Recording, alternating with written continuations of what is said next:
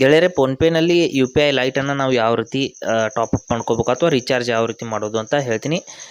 PhonePe UPI light ಅಂದರೆ ನಮ್ಗೆ ಯಾವ ರೀತಿ ಅನುಕೂಲ ಆಗುತ್ತೆ ಅಂದರೆ ನಾವಿಲ್ಲಿ UPI ಪಿನ್ ಇಲ್ಲದೆ ನಾವು ಪೇಮೆಂಟ್ ಮಾಡ್ಬೋದು, ಅಥವಾ ಬ್ಯಾಂಕ್ ಸರ್ವರ್ ಇಲ್ಲದೆ ಇದ್ದಾಗಲೂ ಕೂಡ ನಾವು ಆರಾಮಾಗಿ UPI ಲೈಟ್ ಮೂಲಕ ಪೇಮೆಂಟ್ ಮಾಡಬಹುದು.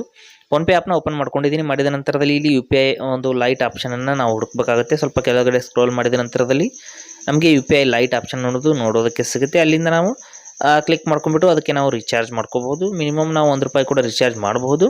ಮ್ಯಾಕ್ಸಿಮಮ್ ₹2000 ನಾವು ಅಲ್ಲಿ ರೀಚಾರ್ಜ್ ಮಾಡಿ ಇಡಬಹುದು. ಇಲ್ಲಿ ನೋಡಿ UPI ಲೈಟ್ ಅಂತ ಆಪ್ಷನ್ ಇದೆ, ಇಲ್ಲಿ ಕ್ಲಿಕ್ ಮಾಡ್ಕೊಳ್ಳಿ. ಸದ್ಯಕ್ಕೆ 0 ಬ್ಯಾಲೆನ್ಸ್ ಇದೆ ಸ್ನೇಹಿತರೆ. ಇದ್ರ ಮೇಲೆ ಕ್ಲಿಕ್ ಮಾಡಿಬಿಟ್ಟು 500, 1000 ಅಥವಾ 2000, 5000 ಕೂಡ ಆಪ್ಷನ್ ಇದೆ ಸ್ನೇಹಿತರೆ. ಅದನ್ನು ಕೂಡ ನಾವು ರೀಚಾರ್ಜ್ ಮಾಡ್ಬೋದು. ಇಲ್ಲಿ ನೋಡಿ ನಾನು ಅಮೌಂಟನ್ನು ಸೆಲೆಕ್ಟ್ ಮಾಡ್ತೀನಿ. ಇಲ್ಲಿ ನೋಡಿ ಆಟೋಮೆಟಿಕ್ಕಾಗಿ ರೀಚಾರ್ಜ್ ಆಗುವಾಗಿಯೂ ಕೂಡ ನಾವು ಸೆಟ್ ಮಾಡ್ಬೋದು, ಸೆಟ್ ಆಟೋ ಟಾಪಪ್ ಅಂತ.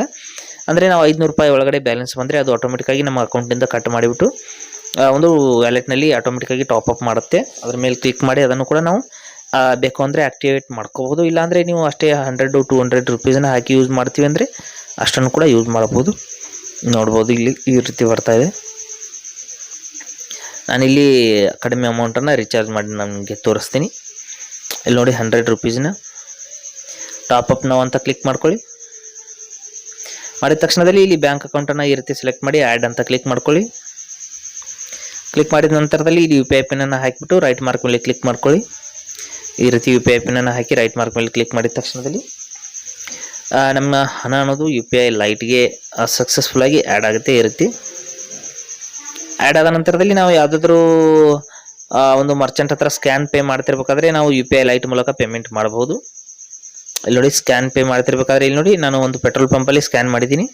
ಮಾಡಿದ ನಂತರದಲ್ಲಿ ಇಲ್ಲಿ ನೋಡಿ ಅಮೌಂಟನ್ನು ನಾನು ಸುಮ್ಮನೆ ₹1 ಹಾಕಿ ನಿಮಗೆ ತೋರಿಸ್ತಾ ಇದ್ದೀನಿ. ಪ್ರೊಸೀಡ್ ಟು ಪೇ ಅಂತ ಕ್ಲಿಕ್ ಮಾಡಿದ ನಂತರದಲ್ಲಿ ಇಲ್ಲಿಂದ UPI ಲೈಟ್ ಅಂತ ಕ್ಲಿಕ್ ಮಾಡಿಬಿಟ್ಟು ನೀವು ಬ್ಯಾಂಕ್ ಅಕೌಂಟ್ ಕೂಡ ಸೆಲೆಕ್ಟ್ ಮಾಡ್ಬೋದು. ಇಲ್ಲಾಂದರೆ ಮೇಲ್ಗಡೆ UPI ಲೈಟ್ ಬ್ಯಾಲೆನ್ಸ್ ತೋರಿಸ್ತಾ ಇದೆ ನೋಡಿ ₹100 ಅಂತ.